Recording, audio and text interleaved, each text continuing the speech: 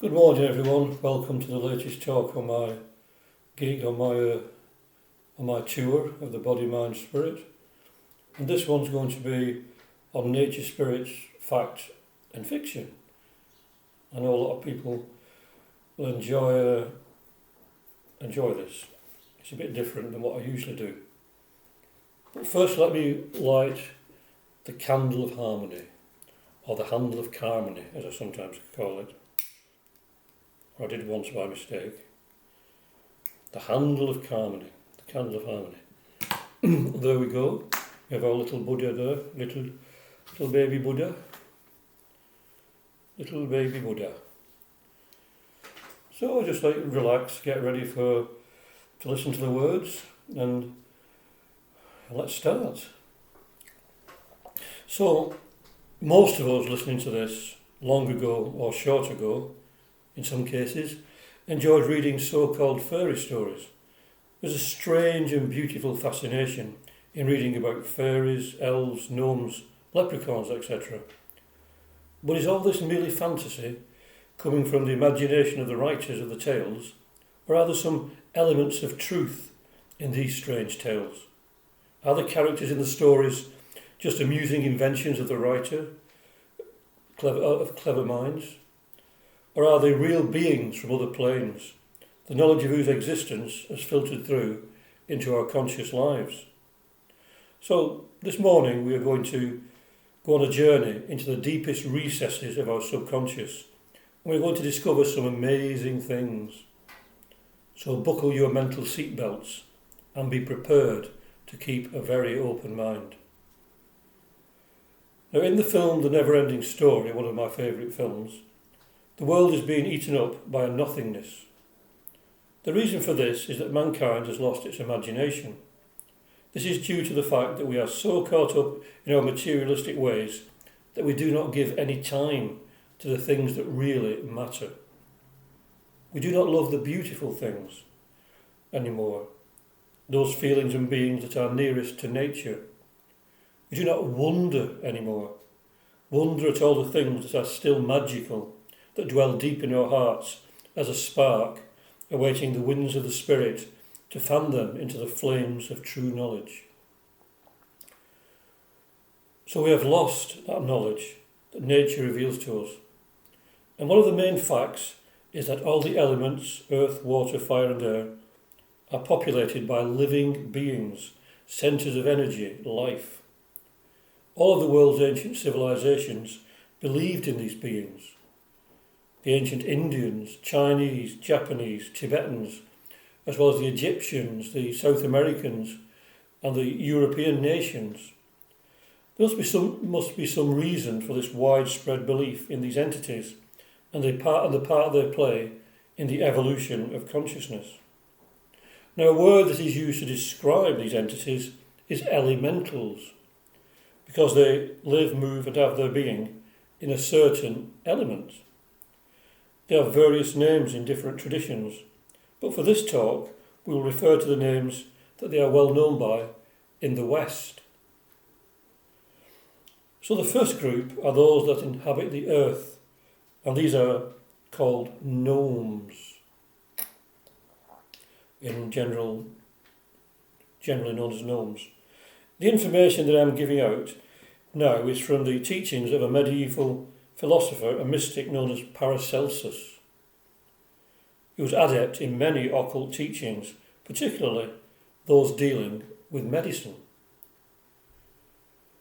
He also wrote quite a lot concerning elementals and other inhabitants of the hidden worlds. Franz Hartmann translated his works into several volumes and also produced a handy book with various extracts, which is this book here. I'm pretty sure it's going to be the wrong way around. I mean, this is like Alice through the looking glass. Everything's the wrong way around. Well, this is the little book that I bought years ago, and it's got many interesting facts in it. Let's put that there.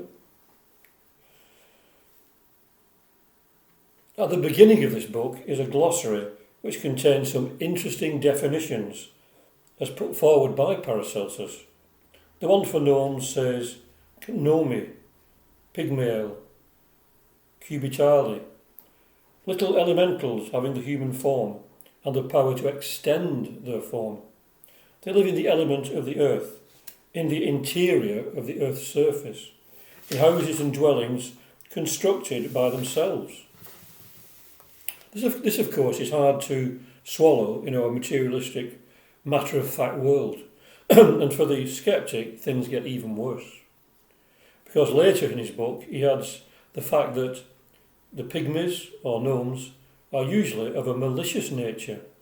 He says that they are building houses, vaults and strange-looking edifices of some semi-material substances unknown to us. They have some kind of alabaster, marble, cement, etc. But these substances are as different from ours as the web of a spider is different from our linen. So his remarks seem to emanate from some kind of psychic vision as he speaks with authority. Next we can move on to the element of water, and the inhabitants of this sphere are named nymphs or undines. These are said to be kindly disposed towards man, in most cases, but as we'll see in a moment, not always.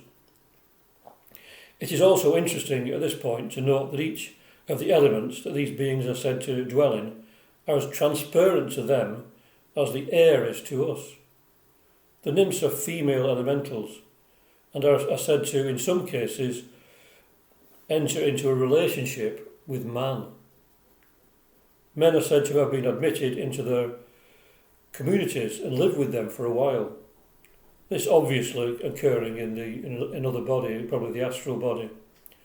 So the tales that we read of man visiting and living with these furries may be true. It is also said that men have married these beings and bore their children. Though it's in spiritual literature, such a union is said to be wrong. H.P. Blavatsky called it practical sorcery. One has to look in a book by the Abbé de Villars entitled The Comte de Gabalet, or Gabalis, which is this one. Rather battered old book, but it's a very rare book, but it's got some very incredible things in it, of an occult nature. It was written a long time ago, I don't know when. Don't know if it says here. It doesn't. But it's quite an interesting book. I bought it some time ago. I think it was probably the 18th century or something like that. So, this book, The Comte de Gabalet, we hear about another tale from Paracelsus about these dangerous liaisons. It is said that a nymph or an undine may gain immortality by marrying a mortal man, and a certain philosopher, with whom a nymph was engaged in an intrigue of immortality, was so disloyal as to love a woman, a mortal woman. As he sat at dinner with his new paramour and some friends, there appeared in the air the most beautiful leg in the world. The invisible sweetheart greatly desired to show herself to the friends of her faithless lover, that they might judge how wrong he was in preferring a mortal woman to her. Afterward, the indignant nymph killed him on the spot. Oh dear, so be careful. One here has intimations of appearances at seances, and indeed many of the apparitions seen there are the creations of nature spirits. So we now move on to the spirits of fire in Paracelsus's definitions. These are salamanders, and he says that these have been seen in the shape of fiery balls, or tongues of fire, running over the fields or appearing in houses. They do not usually communicate with man. The next are the sylphs, or spirits of the air, who reside in mountainous regions. Now all of this, as said earlier, it sounds extremely weird to us mortals, having to deal with our day-to-day lives. But we should all be aware that the workaday man or woman is not the real person.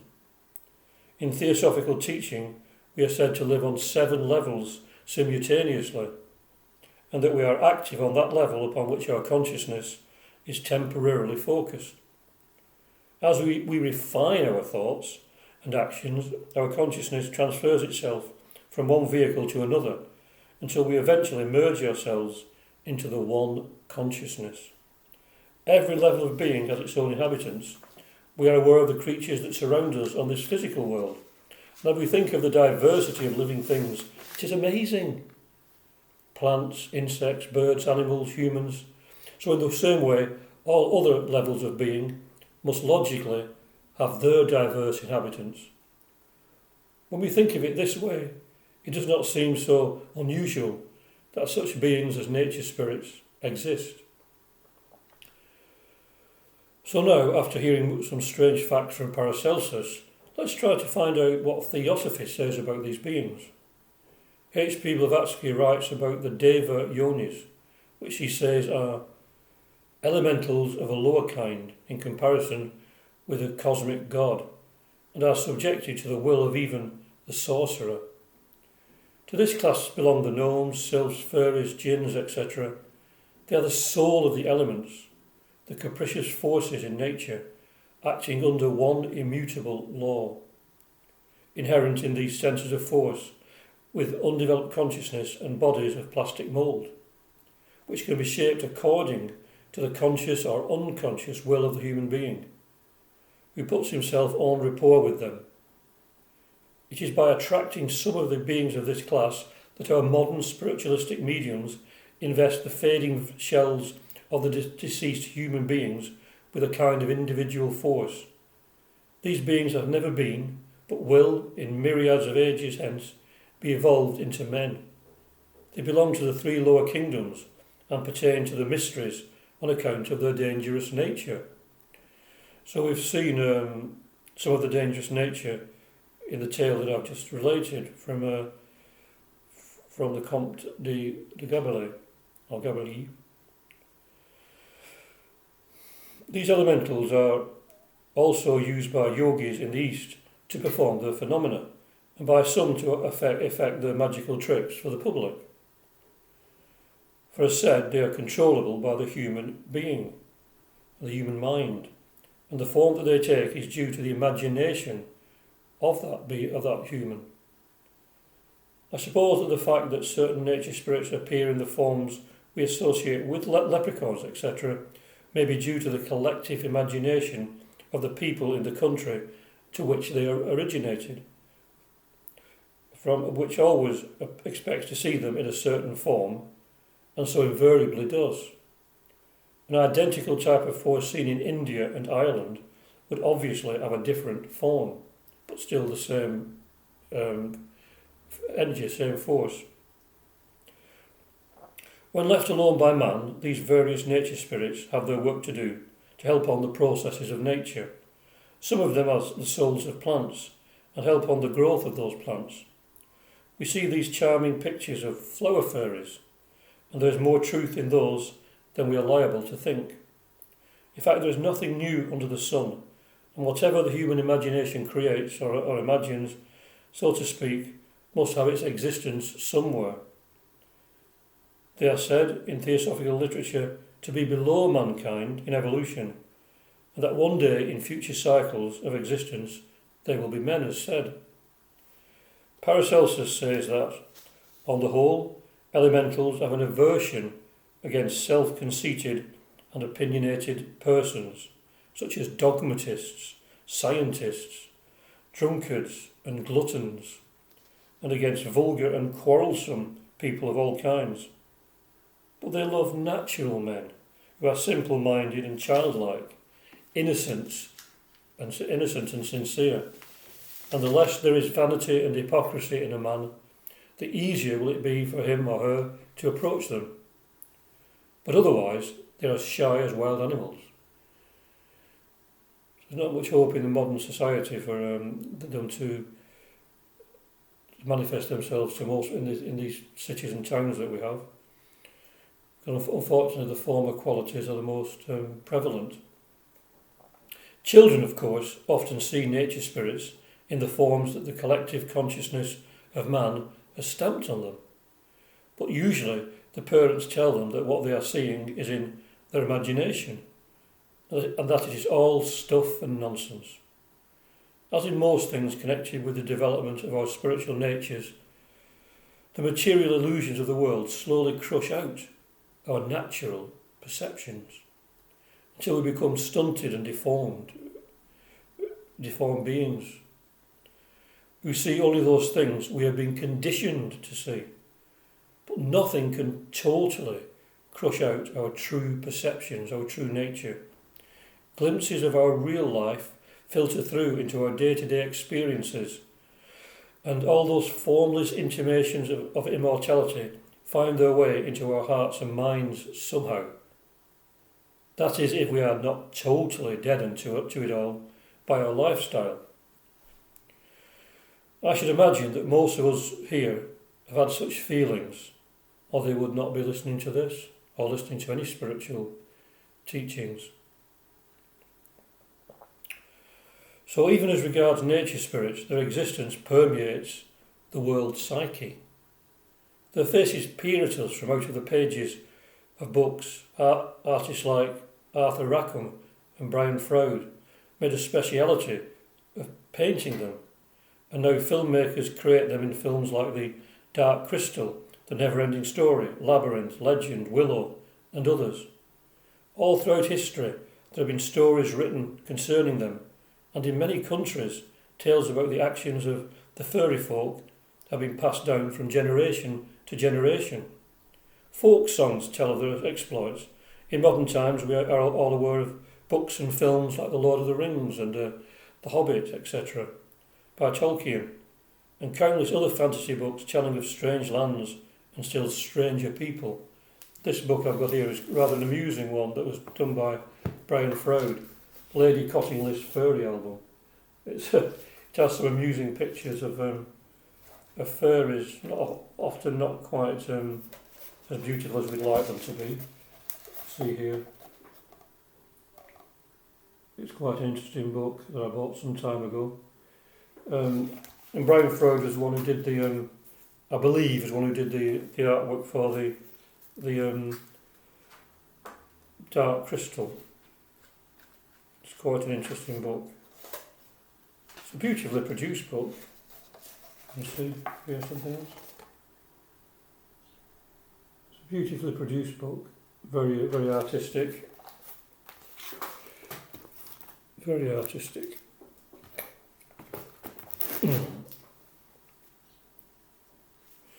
But to find a place in the writer's mind, all these beings must have an existence somewhere.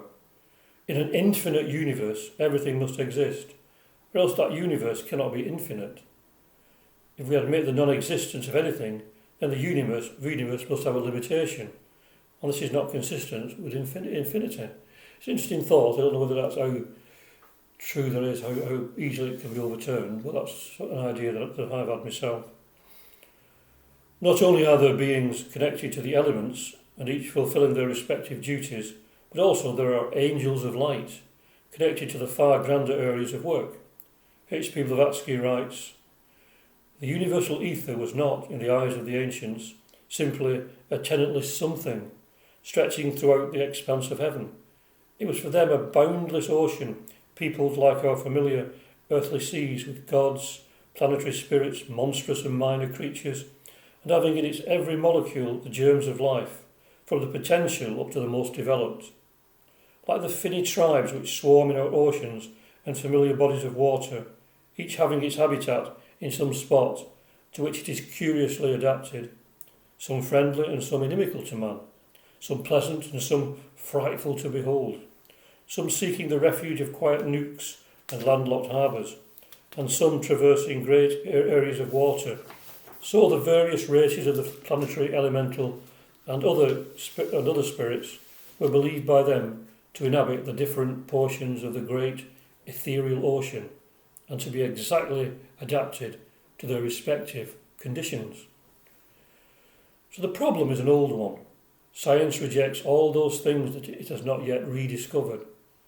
It abuses people who promote certain ideas, and then when it finds out that what they taught is true, claims it as their own particular discovery. In general, people are not far-sighted. Theosophy teaches that the whole universe, on many different levels, is occupied by countless entities.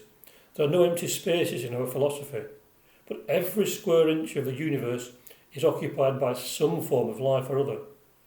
Think of our own physical bodies, the countless organisms that exist on that. Do we think that if all this life is crowded onto our very forms, our tiny forms, that the universe outside is empty? As regards the work of nature spirits, H.P. Blavatsky in her inner group teachings states that identity of colouring of insects and of that on which they feed was explained to be the work of nature elementals. So we can see that if science reached a point in which it would accept the idea of nature spirits, a great many points will be cleared up regarding the workings of Mother Nature. So there are also quite a lot of books and literature concerning the communication of these nature spirits with human beings. And much of this is very difficult to swallow again. Indeed, and one should keep an open mind. Most of us here will have heard of the Cottingley furries, which was supposed to have been photographed in the early parts of the century. Recently it was reported that the two young girls involved in these photographs, in old age, admitted that they were frauds. Though at the time, photography experts could not prove them wrong. Though I always thought, personally, that they looked a little false. Sometimes I tend to think maybe they actually did see the furries, but were unable to photograph them. So to try and convince people of the existence of furries, they did fake the pictures. Because I don't think that furries can be photographed, as far as I know. Although I did have an interesting video when I went to a conference once, which shows someone was photographing his children, something like a furry moves towards the back of him. It's quite interesting. So maybe some can. But other people also admitted to a direct communication with these entities. One such theosophical writer was Geoffrey Hodgson. In his book, Furries at Work and at Play, he gives very graphic examples of his communication with devas, angelic beings and nature spirits. The devas are supposed to oversee the work of the nature spirits and also help on their evolution. The book is full of confident descriptions of the life of various nature spirits. So we don't know how true that this is, but certainly it's interesting to read. Again, one has to keep an open mind about all of this. As H.P. Blavatsky writes in her inner group teachings, that there are no entities in the four lower kingdoms possessing intelligence that can communicate with men, but the elementals have instincts like animals. It is, however, possible for the sylphs, the air elementals, the wickedest things in the world, to communicate, but they require to be propitiated. I think many elementals, angels, etc., on a higher level do communicate in some ways. We must also be aware of the fact that man and woman in theosophical literature have these seven principles I mentioned earlier, each connected to a plane of being in the universe, and one of the elements. So we are in fact made up of elementals. They are constantly at work on our different bodies, building, reconstructing, etc. So we must not make the mistake of imagining that they are just outside of us. So in the inner group teachings again, she refers to the astral plane, which corresponds to our astral image as the abode of elementals, nature spirits and elementaries, which are the shades of the dead, what we leave behind when we move on to higher planes of being, to disintegrate in the astral realms. Now, just as we have seven principles, so each plane is divided into seven. Seven in theosophy is the basic number upon which the universe is constructed, and this shows itself in such things as the seven prismatic colours, the seven musical notes, etc., 7 days of the week. So the astral plane, for example, commences from the lowest and most material subdivision up to the highest and most spiritual. The elementals and nature spirits belong to the lowest. On the higher levels we have the Rupa Devas, or the Devas with form, who are the guardians of the animal world. All this should go towards awakening us to the fact that we and nature are one. In theosophical teaching, there is only one consciousness in the universe, and this expresses itself in many forms on many levels. Also, this expression is progressive, so that this consciousness gradually works its way through the elemental kingdoms, through the mineral, the plant and the animal, eventually to reach self-consciousness in man. From the stage of man, we are able to direct our own evolution by self-induced and self-devised efforts, as it says in the Secret Doctrine. Therefore, we can see from this that the nature spirits have not as yet reached the state of self-consciousness. This is why they cannot communicate with us to any great degree, though some cases of limited communication may be possible, as in the case of plants and animals. We can communicate with plants and animals to a certain level. So anyway, all of this is the scientific side of the subject. But what about the more romantic view of nature spirits that has come through to us as a result of fairy tales, etc., particularly from some countries like Ireland? The Irish in particular are, or were, probably are in many cases, naturally psychic and realised to a certain extent their oneness with nature. George William Russell, known as A.E., had this very beautiful observation to make regarding man's oneness with nature and all the creatures therein. This is from his book, The Candle of Vision. To the lover, nature reveals herself like a shy maiden who is slowly drawn to one who adores her at a distance, and who is first acknowledged by a lifting of the veil, a long-remembered glance, a glimmering smile, and at last comes speech and the mingling of life with life. So the lover of earth obtains his reward, and little by little the veil is lifted of an inexhaustible beauty and majesty. It may be he will be tranced into some spiritual communion, or he will find his being overflowing into the being of the elements, or become aware that they are breathing their life in his own. Or earth may become on an instant all fairy to him, and earth and air resound with the music of its invisible people. Or the trees and rocks may waver before his eyes and become transparent, revealing what creatures were hidden from him by the curtain. And he will know, as the ancients did, of dryad and hamadryad, of genie, of wood and mountains. Or earth may suddenly haze about him with supernatural light in some lonely spot amid the hills, and he will find he stands as the prophet in a place that is holy ground, and he may breathe the intoxicating exhalations,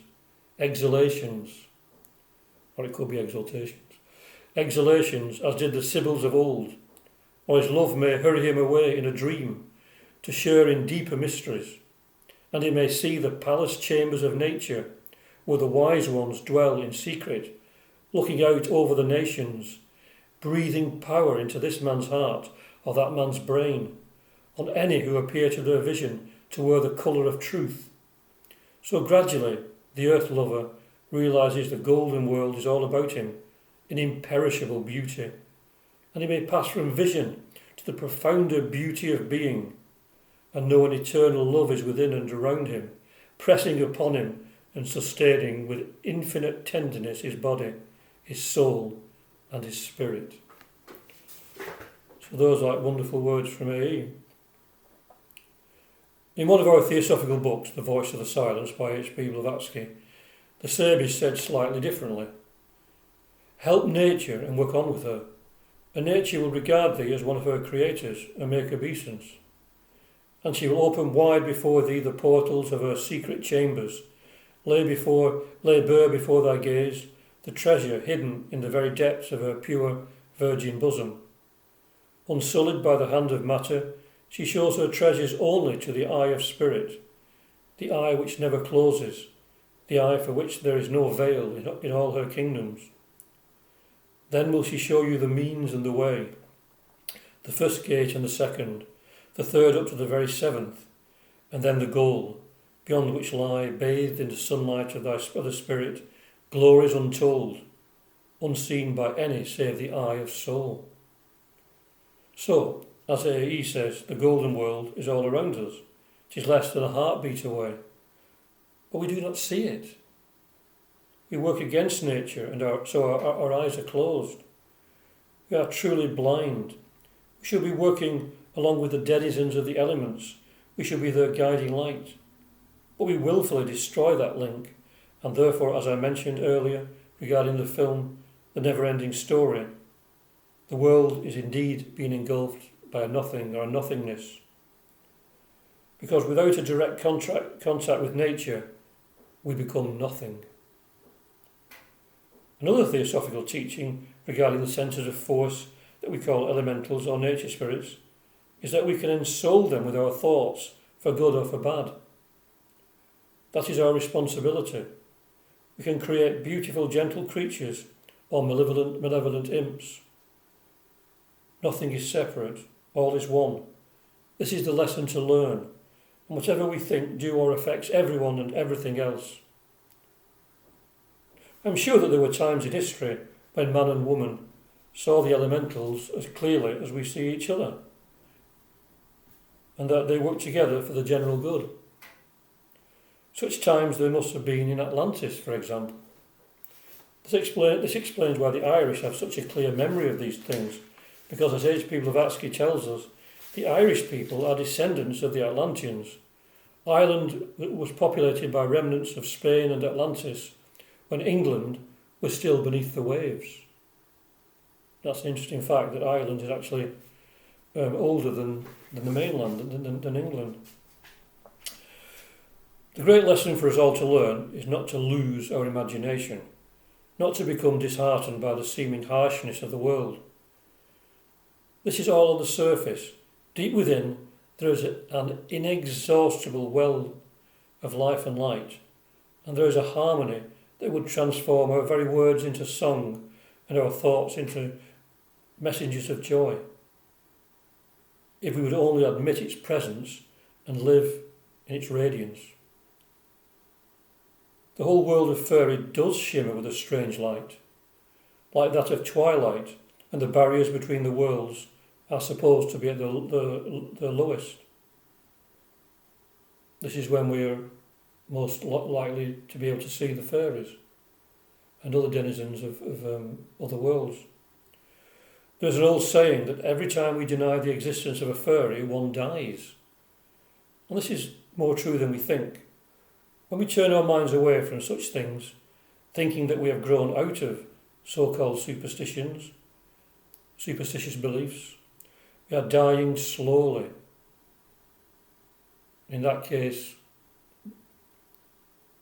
our imagination dies, and maybe the inhabitants of those worlds too, because if we don't believe in them, although they're not actually dying in a physical sense, they're dying to us. We have replaced realities for transient toys, baubles from the world's busy marketplace. And we've traded these for the beauties of the soul, and we become less for it. Where's the exquisite tenderness that brings all of nature's children to our feet, just like in the paintings we see of St. Francis, when all the animals came to him? That love and tenderness existed at the very beginning of time, and no matter how material we become, we cannot wholly smother our yearning to return to it. This is why we become frustrated at times. We cannot exist as truly human beings without this contact with nature. It is a sad thing that we have lost the power to see nature spirits. I remember many years ago, 2 young children telling me quite plainly that they could see the fairies playing on the flowers in the garden. Years later, these children have grown up, have children of their own, and would not even think about the existence of such weird ideas. Where does this fit in?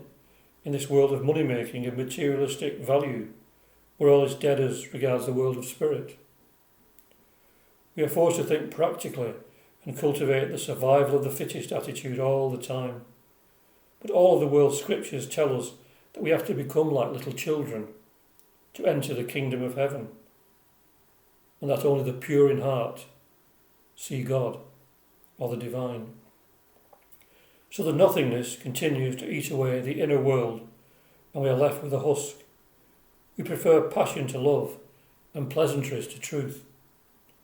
If we could become like children, magical doors would be opened to the many coloured lands of our imagination. The magician of the beautiful would weave his spells and the mists would clear. Then we would begin to live in the light of a different world, and begin to become aware of our place in the cosmic scheme, and also very much aware of our responsibility to nature. In our souls, there are those quiet lands where the creatures of myth and legend live and breathe. The golden land is all around us at this moment. That is the fact to get clear in our minds. It is indoctrination by the education system and the brutalising effects of modern society that prevents us from seeing those things that are real, that makes us fall or fail to see or appreciate those things that really matter. It is a fact, though, that our natural beliefs cannot be wholly killed out. That is why the world of furry finds its way into literature, our films and music, our poetry. Society in general cannot do without a little magic, and just as the spirit in man and woman cannot be killed out, neither can its inherent belief in other worlds and other beings. Nowadays we hear a lot about UFOs and visitors from other worlds. People are excited by the fact that there may be something more than just the humdrum workaday world. But most people find it difficult to accept the existence of the spirit in man with their worldly minds, and so need something on which they can focus, a stepping stone to the higher formless realms, and so they are attracted to UFOs, ghosts, telepathy, etc. So man has made himself very lonely by divorcing himself and herself from nature. A mental barrier has grown between us and the rest of nature. On a higher or lower level, our responsibility as beings midway on the ladder of evolution is to help those beings less evolved than us and learn from those more evolved. The nature spirits that we are talking about today are on a very low level of development, but Theosophy teaches that eventually every living thing passes through the human stage, so that eventually the consciousness in every rock, plant, animal and elemental will find expression in man, as I've mentioned. It is not that the consciousness evolves, consciousness remains the same, as there is only one consciousness throughout the universe. It is the vehicle through which the consciousness expresses itself that becomes more refined and allows more of the light of the spirit to filter through. As we all are all an integral part of nature, everything that we do or think affects everything else. How we all act and think can make it either more difficult or easier for those kingdoms below us to progress. It is only when we awaken to our responsibility that we can begin to understand our purpose in life and begin to take an active part in the unfoldment of the universe. So the nature spirits are playing their part almost automatically under the guidance of more advanced beings. We have our part to play, but as I said earlier, we have developed self-consciousness, which brings us free will. Just at the moment we seem to be abusing that free will in general, but a few are learning. So let us hope that in the coming years we can repay the beauty and tenderness that the Mother Earth has given to us and take our place in her scheme, and then we will recover our innocence and return to a communion with all our other children on a higher and lower level than we are. And instead of working at loggerheads with these beings, we'll have the intelligence to work in perfect harmony with them for the good of all things.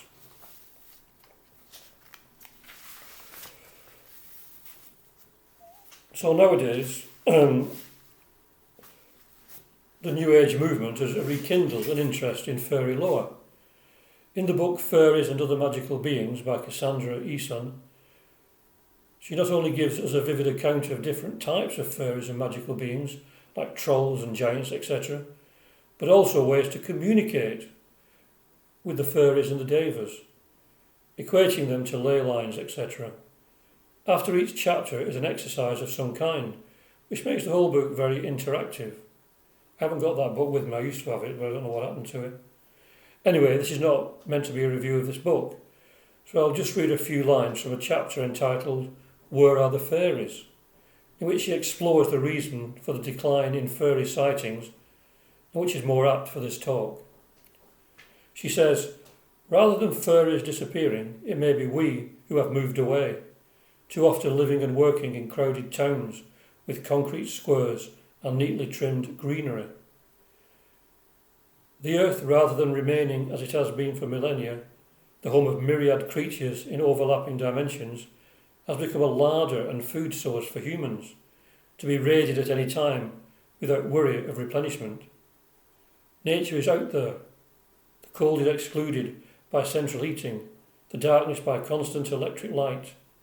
Food is available even out of season in the supermarket to those with the money to buy it, and travel is no longer an encounter with nature at its most glorious and fearsome, but dulled by constant chatter on mobile phones, in-flight movies and motel chains that are standardised from Hong Kong to Greenland. Later on she adds, we have our own mortal furries in the models or pop stars who marry handsome young footballers, the nuptials recorded for all to share in the modern equivalent of the fairy tale, society magazines.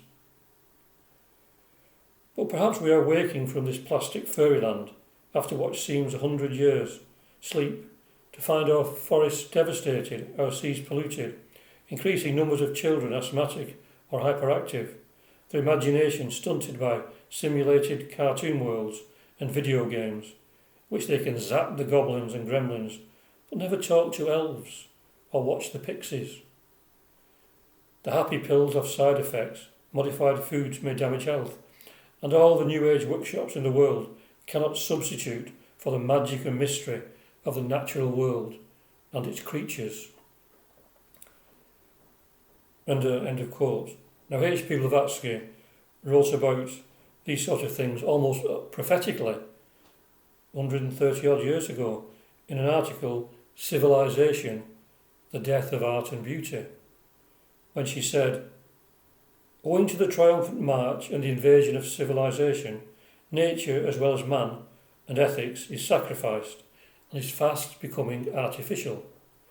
Climates are changing and the face of the whole world will soon be altered. Under the murderous hand of the pioneers of civilization, the destruction of whole primeval forests is leading to the drying up of rivers, and the opening up of the Canal of Suez has changed the climate of Egypt as that of Panama will divert the course of the Gulf Stream. A few years more, and there will not remain within a radius of 50 miles around our cities one single rural spot inviolate from vulgar speculation. In scenery, the picturesque and natural is daily replaced by the grotesque and artificial. Scarce a landscape in England, but the fair body of nature is desecrated by the advertisements of Pear's soap or Beecham's pills. And how many more, hundreds of more things are now added to that in modern times. The pure air of the country is polluted with smoke, the smells of greasy railway engines, and the sickening colours of gin, whiskey and beer. Of course, I mean, many of those things have changed in modern times, but maybe in some ways it's got worse, other ways better, some ways worse.